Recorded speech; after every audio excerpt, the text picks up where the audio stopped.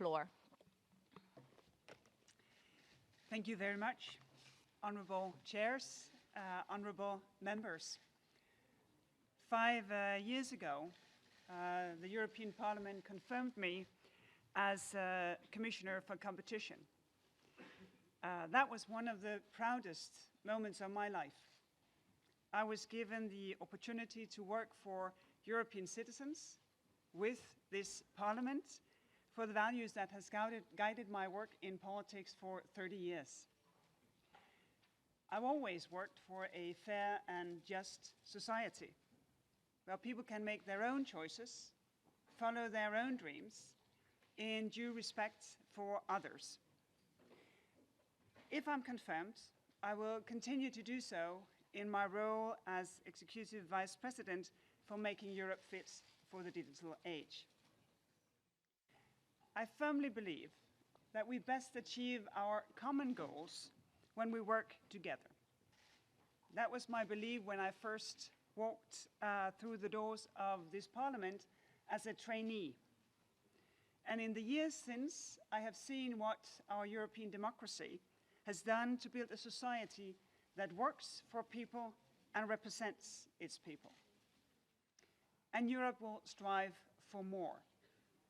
I'm very happy that we now have the first gender-balanced Commission. We face great challenges ahead of us. Just to name a few, climate change and the digital transformation. Both will affect every part of our daily lives. And as global competition gets tougher, we'll need to work harder to preserve a level playing field. We have what it takes to face those challenges if we work together. We have values that we can be proud of, values of freedom and fairness and democracy. And these have made Europe the best place to live in history. Europe is filled with highly skilled people. We have excellent infrastructure. We have fair and effective laws. Our single market gives European businesses room to grow and to innovate and be the best in the world at what they do. So my pledge is not to make Europe more like China or more like America.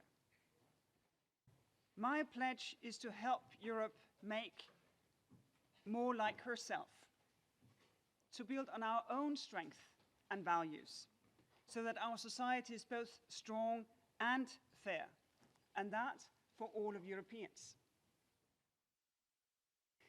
In the last 5 years, I've seen how enforcing competition rules can make markets work for people and not the other way around. And I'm proud of the work that we have done.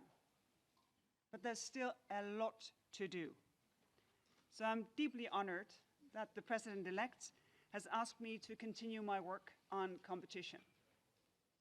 I will do that with the same energy and the same dedication as ever, and with the same commitment to independence and impartiality as I gave this Parliament 5 years ago. Because independence in law enforcement is non-negotiable.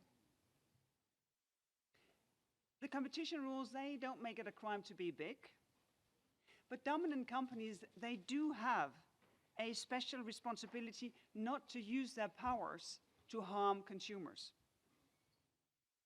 Companies are also free to merge, just as long as they still remain subject to challenge.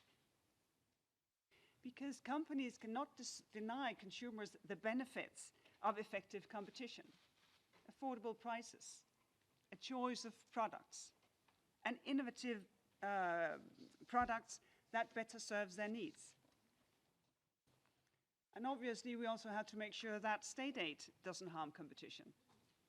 Because Europeans deserve an economy where companies compete to serve customers better, not just to get bigger subsidies from government. These are challenging times. And they're also challenging in competition enforcement, because markets are changing fast. And we have even bigger changes ahead of us. Human nature, though, basic motives like greed and fear, they don't change. So the principles that guide our competition rules, they are as relevant today as they were when the Treaty of Rome was signed, now more than 60 years ago. But we need to make sure that the way we apply those principles is fit for a world that is changing fast. So I will move forward with the review that we started on our rules of antitrust, on mergers, and state aid. And in this process, we will be guided and helped by the insights that we have gained by looking into how digitization affects competition, including the independent report from 3 special advisors, which they delivered earlier this year. I believe that fair competition is important to prepare our economy for the challenges ahead. But competition is not enough. We need a strategy for Europe's industrial future that is based on what makes Europe strong, our openness and our diversity.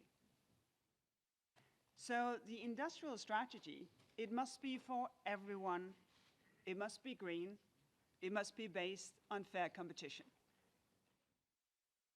And this work will include coming up with a new strategy to support the heart of the European economy, the small and medium-sized businesses.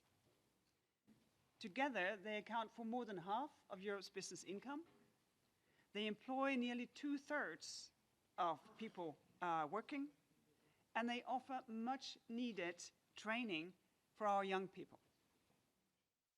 And fundamentally, those businesses, what they ask of us is to create a fair marketplace and to remove the barriers that stop them from growing. Our public and private sector also needs to team up to get the best of each other. And that means a more strategic use of public procurement, more funding for research and innovation in business.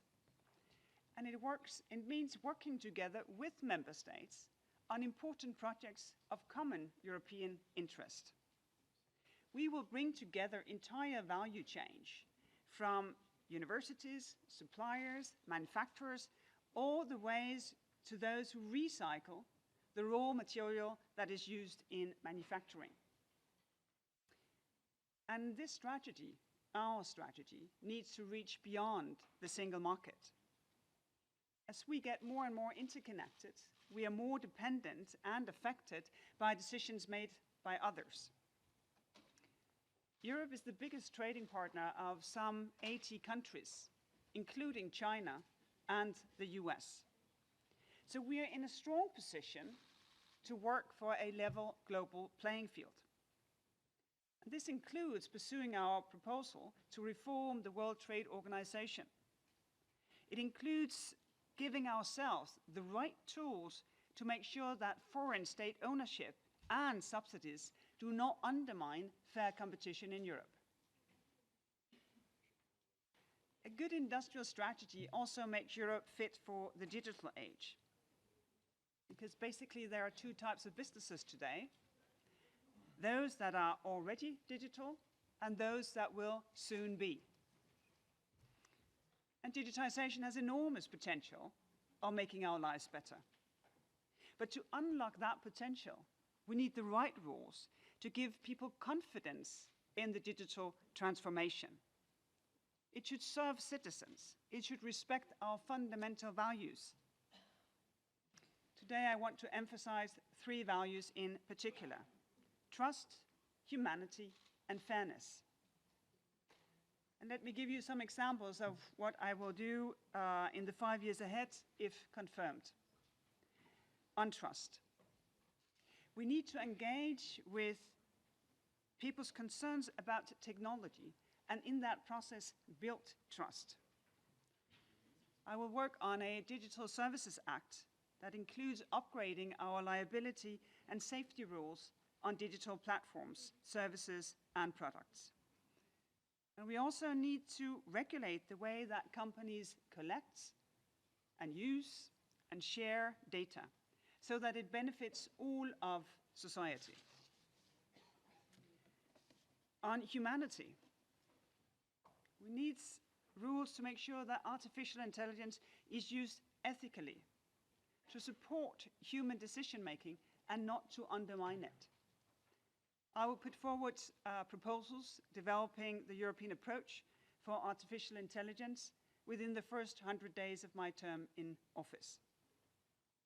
And on fairness, fair working conditions and fair taxation are amongst the foundations of a decent society. So we need to make sure that platform workers enjoy fair conditions. And we also need to make sure that digital companies pay their fair share of taxes. We want these taxation rules to be based on global agreement. But if that is not possible by the end of 2020, we are prepared to act. So we face a challenging task, not only to set, but also to apply the right rules so these fast-moving market respects our fundamental values and unlock the digital potential that will make our life better, be it in healthcare, in transport, in the fight against climate change. For this task, I hope and trust that I can call upon the cooperation of this Parliament. In the past 5 years, I have often discussed proposals and ideas with honourable members, and I think our truly open dialogue has made it possible for new legislation to be adopted quickly. If confirmed, I will continue this open and cooperative way to work with you in every step of the legislative process. And I very much look forward to continue working with your committees. After all, Europe is about teamwork. And today, when we face some of the biggest challenges of our lifetimes, we need more than ever to work together so we can make sure that Europe remains the best place to live in all of history. And, if I may add, especially if you're a woman. Thank you.